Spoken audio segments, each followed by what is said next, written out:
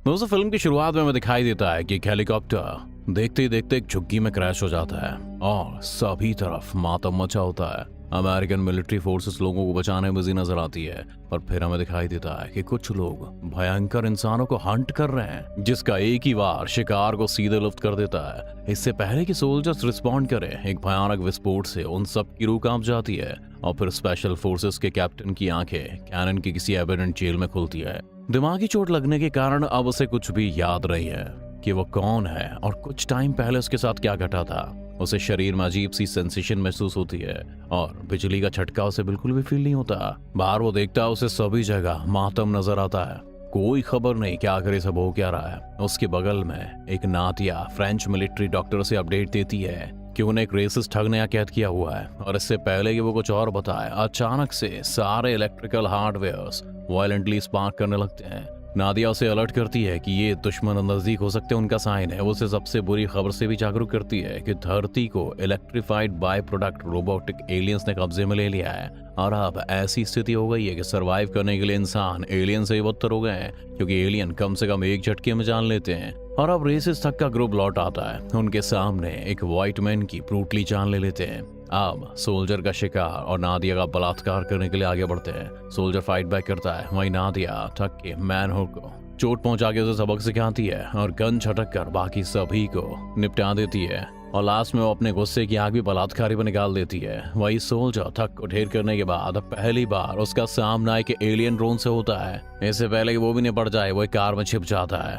खतरा टलते ही नादिया को बचाने के लिए बाहर आता है और नादिया खुद की रक्षा करना जानती थी। सोल्जर को अपना नाम याद नहीं है, इसीलिए शर के टैग के बेसिस पर नादिया से वो ना देती है। वो मदद के लिए अमेरिकन बेस जाने का डिसाइड करता है। नादिया उसे याद दिलाती है कि 8 दिन पहले एलियन अटैक में दुनिया के मोस्ट ऑफ द शहर मिट्टी में बदल गए, यानी उसे बेस पर कोई नहीं मिलेगा। वहीं नियरेस्ट अमेरिकन बेस यहाँ पर से कई माइल दूर है और एलियन ड्रोन सर्वाइवर्स को सिस्टमैटिकली हंट कर रहे हैं और वो इतनी आसानी से हार मानने वाले नहीं है। उसके जोश को देखकर नादिया भी उसके साथ जाने का डिसाइड करती है। इसीलिए कार को ठीक करके और थोड़े बहुत खाने पीने का सामान जमा करके दोनों बेस की खोज में निकल लेते हैं। पर बीच रास्ते में केनियन सोल्जर्स उन पर हमला कर देते हैं और दोनों के सरेंडर करने पर भी जब वो बो के हाथों पर सैटेलाइट का सिंबल नोटिस करते हैं तो वो तुरंत बो को वहीं ढेर करने लगते हैं। लेकिन बो अपनी जटिलता से कुछ लोगों को छोड़कर सारे गनमैन्स को निपटा देता है। बो की उन्हें धमकी देने पर उन्हें बताते हैं कि वो symbol heavily guarded American radio station का है, जहां एग्जैक्ट वैसी ही विशाल सैटेलाइट मौजूद है।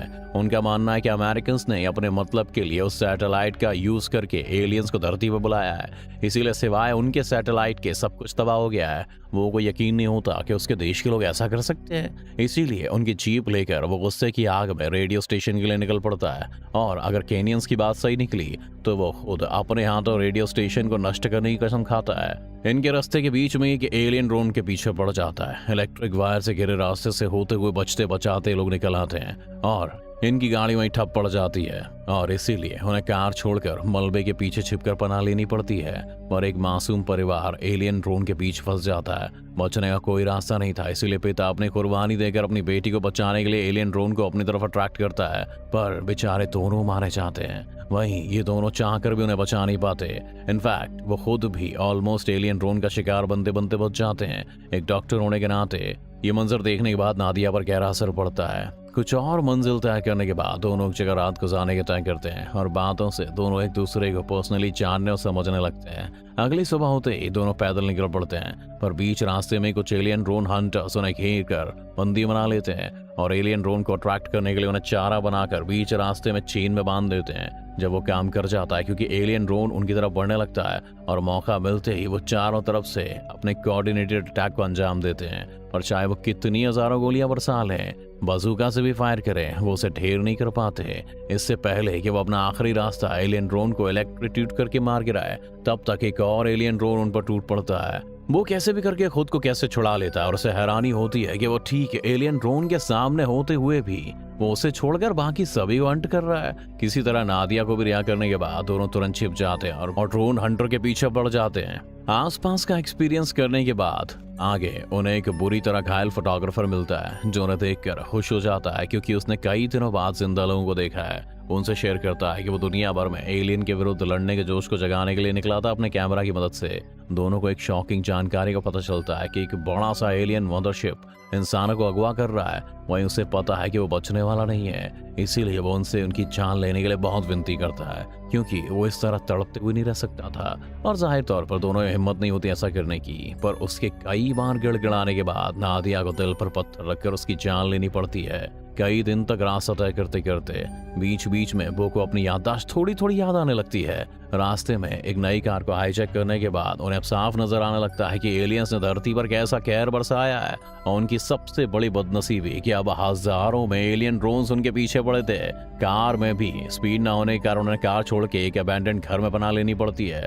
अब चारों तरफ से घिरे होने के कारण वो बेसमेंट में छिप जाते हैं और एलियंस की सेना घर को रेंगते हुए निकलने लगती है। बाहर सब कुछ थमता महसूस होता है, पर ये उनकी गलतफहमी थी, क्योंकि एलियन मदरशिप उन्हें अपने शिप की तरफ खींचने लगता है।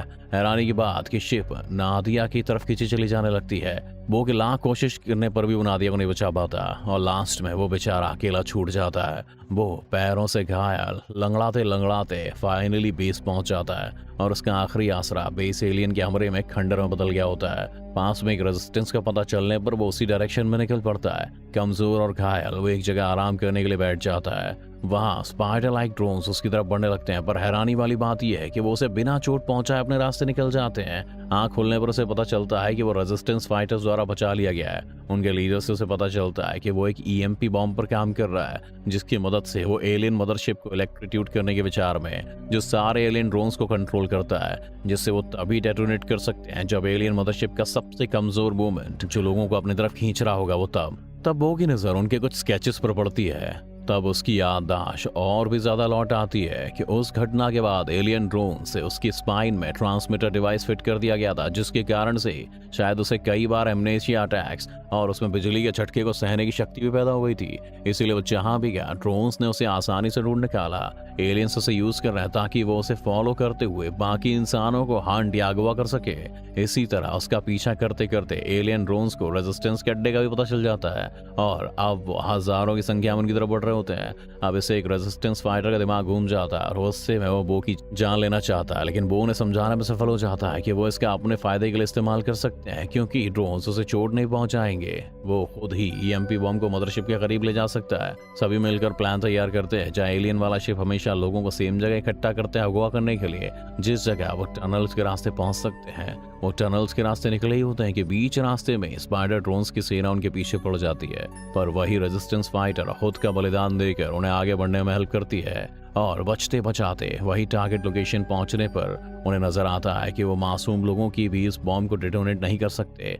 ड्रोन्स बो का कुछ नहीं बिगाड़ेंगे, इसलिए वो बिंदास उनके सामने जाकर एक को ग्रेनेड से डेटोनेट करके लोगों को भागने के लिए रास्ता तैयार करता है। आप सभी जान बचाकर भागने लगते हैं और यहाँ दोनों अपनी जान पर खेलकर ईएमपी बॉम्ब को मदरशिप के पास ले जाने लगते हैं, मगर एक हमले में उनके डिवाइस की बैटरी फेल हो जाती है। इससे पहले कि ड्रोन्स डिवाइस को नष्ट करे, वो रियलाइज करता है कि ये एजेंट सिर्फ उनके नहीं है, सबको एक साथ मिलकर लड़ना होगा। इसीलिए उस फोटोग्राफर की तस्वीर को याद करके वो उसी तरह एक सिंपल सा पत्थर से वार करके लोगों में एलियन के खिलाफ लड़ने का जोश को जगाता है, जो काम कर जाता है और सभी लोग ड्रोन्स पर टूट पड़ते हैं। अब उनके डिवाइस को चार्ज करने की प्रॉब्लम गई नहीं होती है, इसीलिए वो अपनी जान पर खेलकर करीब क्रैश ड्रोन की इलेक्ट्रिसिटी को अपने थ्रू कंडक्ट करके ईएमपी को ट्रिगर कर देता है, जिसके भयंकर इलेक्ट्रोमैग्नेटिक विस्फोट ने मदरशिप इलेक्ट्रोड की ओर होकर अबैंडन न्यूक्लियर रिएक्टर पर गिरकर वो नष्ट हो जाती है। अगली सुबह आंखें खुलने पर वो की याददाश्त पूरी तरह से लौट आती है कि वो कहाँ रहता था और आखिर उसका रियल नेम क्या है।